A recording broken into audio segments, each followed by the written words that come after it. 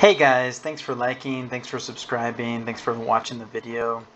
I wanted to share a quick video about an example, a financial example, a question that I've heard in a few different variations, and that is, would you rather me give you $1 million today, or would you rather have 1 penny doubled every day for a month? And what that means is, would you rather have $1 million today, and that's it? Or would you rather have 1 penny today, 2 pennies tomorrow, 4 pennies the next day, etc., for a month? What do you think is better for you? Go ahead and comment what you think might be better for you. If you're thinking just off the top of your head at first glance, I mean, $1 million sounds way more than a penny. So why wouldn't you go with $1 million, 7 figures? It would just make the most financial sense immediately, right away.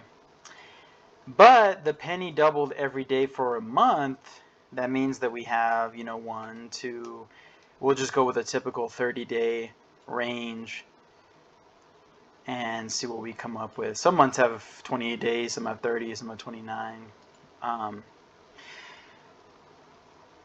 And we'll see which one might be better. And what this really illustrates is the compound interest curve in the graph, and I'll show you how that happens here. So we'll just put 1 penny, and we'll do a little equation to multiply it by 2. So on day 2, I'm getting 2 pennies. On day 3, I'm getting 4, etc., etc. You see how this works? 16 cents on day 5. And we'll double it all the way to 30.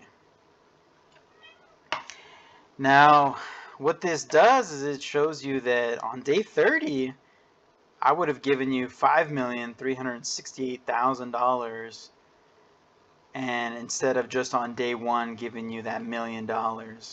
Now, this is an extreme example to illustrate interest, compound interest, right? This is basically 100% interest every day compounded for 1 month period or 30 days.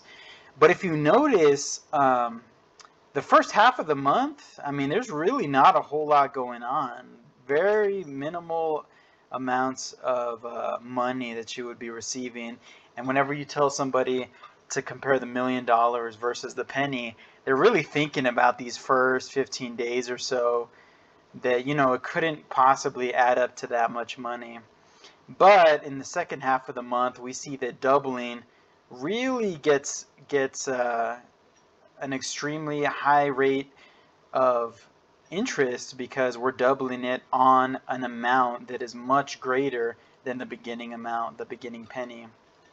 And as you can see, if we had 31 days, like some months do, that is really doubling. I mean, $5 million in a single day, with that same 100% interest rate that made our penny go from 1 penny to 2 pennies.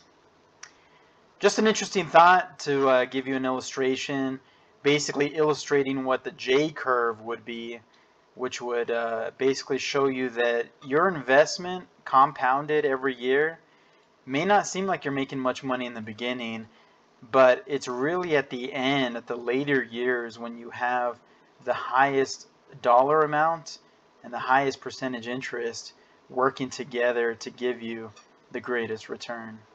Let me know what you guys think. If you guys have another example that you've been told over the years, just an interesting way to think about money, think about compound interest, and think about what that J curve might give you. Thank you. Thanks for watching.